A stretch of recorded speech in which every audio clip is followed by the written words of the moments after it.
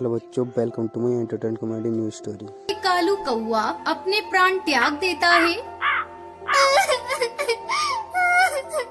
ये सब क्या हो गया जी? अब मैं आपके बगैर कैसे जीऊंगी?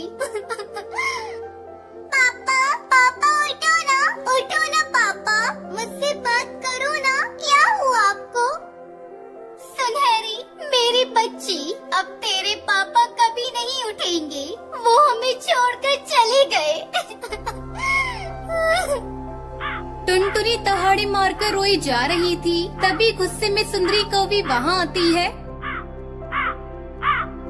अरे करमजली, मेरे बेटे को खा गई और अब रोने का नाटक कर रही है। तो मेरे बेटे को खा गई है। तू मनूस है मनूस। जिस दिन तूने इस घर में कदम रखा, अपने ससुर को खा गई और अब मेरे बेटे को। तू डायन है डायन, निकल जा मेरे घर से।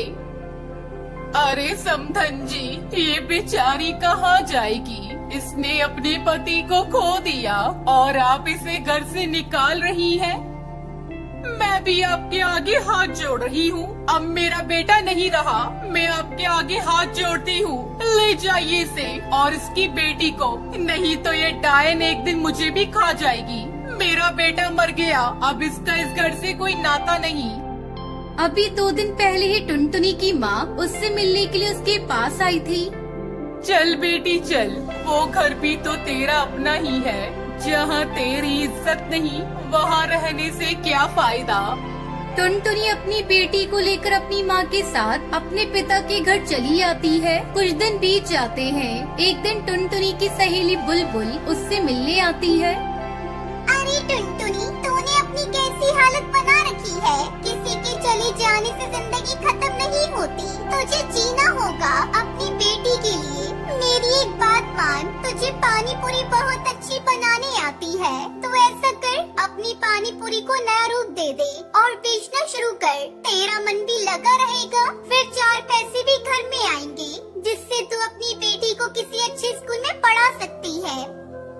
बुलबुल की बातों ने टुनटुनी पर गहरा असर डाला। वो कुछ ही दिनों बाद अपनी रंग बिरंगी पानी पूरी बनाकर बेचना शुरू कर देती है। पानी पूरी ले लो, रंगीन पूरी, चटपटी पानी पूरी, खट्टी मीठी पानी पूरी ले लो, पानी पूरी।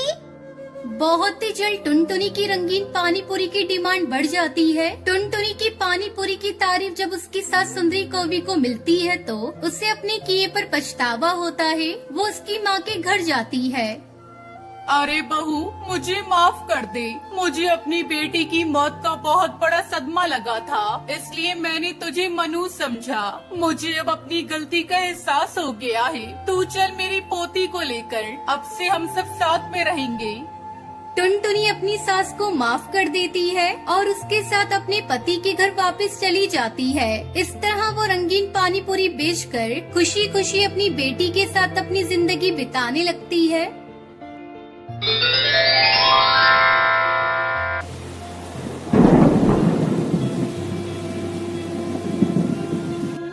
केरला के जंगल में टुनटुनी चिड़िया अपने पति बंटी कबूतर और बेटी पिंकी और एक बेटी गोलू के साथ जंगल में रहती थी। टुनटुनी चिड़िया बंटी कबूतर खेती करके अपना गुजारा करते थे।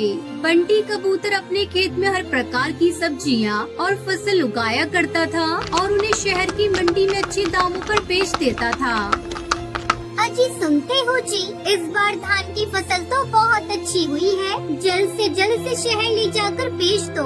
बारिश का क्या भरोसा, बिन मौसम भी बारिश होने लगती है। तुम ठीक कहती हो, जल्द ही मैं अपनी फसल को ले जाकर शहर की मंडी में बेच दूंगा। तुम चिंता मत करो, बस बच्चों पर ध्यान दो। तब तक आप लोग कमेंट पे बताएं 39 + 25 कितने होते हैं। और उसका पति धान की फसल काट कर खेत में ही छोड़ देता है और खाली खेत में सब्जियों की बुआई करने लगता है। इसी तरह कुछ दिन गुजर जाते हैं। एक दिन गांव का कालू किसान उनके पास आता है। बंटी, अरे ओ बंटी, कहाँ हो भाई? जल्दी घोंसले से बाहर आओ, मुझे तुमसे जरूरी बात करनी है। क्या बात है कालू भाई, कौन सा जरूरी काम है? बताओ, मैं उसे पूरा करने की कोशिश करूंगा। बंटी भाई, बस आपसे यही कहना था, अपनी फसल के साथ मेरी भी फसल शहर में बेच देना। ठीक है कालू भाई, मैं 1-2 दिन में अपनी फसल बेचने जाऊंगा तो तुम्हारी भी फसल बेच दूंगा।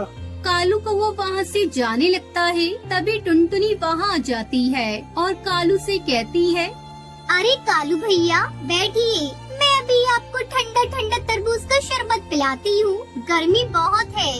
नहीं बहन, फिर कभी आकर शरबत पीऊंगा। ऐसा कहकर कालू किसान वहाँ से चला जाता है। रात को जब सभी सो रहे थे तभी अचानक बिजली कड़कने लगती है और बारिश शुरू हो जाती है। अब क्या होगा जी, हमारी सारी फसल खेत में पड़ी है, सब भीग जाएगी। अरे पगली, तू चिंता मत कर, अभी बारिश रुक जाएगी, देख बादल जा रहे हैं। दोनों पति पत्नी काफी देर तक बारिश रुकने का इंतजार करते हैं, लेकिन बारिश होती ही जा रही थी। रात भर जोरों से बारिश होती रही। सुबह जब बारिश रुकी तो बंटी कबूतर टुनटुनी चिड़िया अपने खेत पर जाते हैं। वहाँ का नजारा देखकर दोनों पति पत्नी जोर जोर से रोने लगते हैं। सारे खेत में पानी भर गया था और उनकी फसल पूरी तरह से पानी में डूब चुकी थी।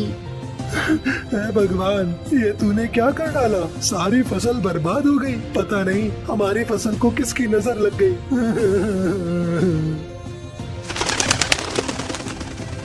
मम्मी पापा जल्दी घर चलो, हमारा घर टूट गया और गोलू उसके अंदर दब गया है। मैं किसी तरह अपने आप को बचा पाई हूँ। भगवान के आगे किसी की नहीं चलती, हम कर भी क्या सकते हैं। चल कर बेटे गोलू को देखते हैं।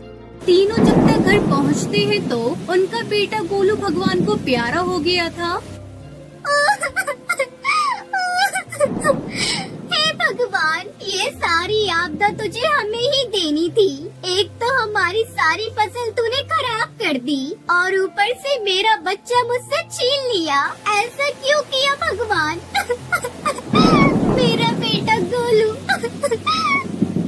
बंटी कबूतर टुनटुनी को चुप कराता है और वही पत्थर के किनारे कुछ लकड़ियां जलाकर आग जलाता है और कुछ दिन बारिश के मौसम में वही गुजारते हैं। फिर कुछ दिनों में जंगल का पानी उतर जाता है। टुनटुनी चिड़िया अपने कलेजे पे पत्थर रखकर फिर से अपना नया घोंसला एक डाल पर बनाती है और अपने बेटे की गम को भूलकर किसी तरह अपने परिवार के साथ रहने की कोशिश करने लगती है। आपको सिर्फ एक छोटा सा कांटा चुभ जाए तो दर्द होने लगता है, पर वो एक बापी है जो रोजाना अंगारों पर चलकर आपके लिए 2 वक्त की रोटी का इंतजाम करता है। तो उस प्यारे से पापा के लिए एक लाइक और सब्सक्राइब जरूर कर देना। साथ ही अपने प्यारे से पापा के लिए ये वाला इमोजी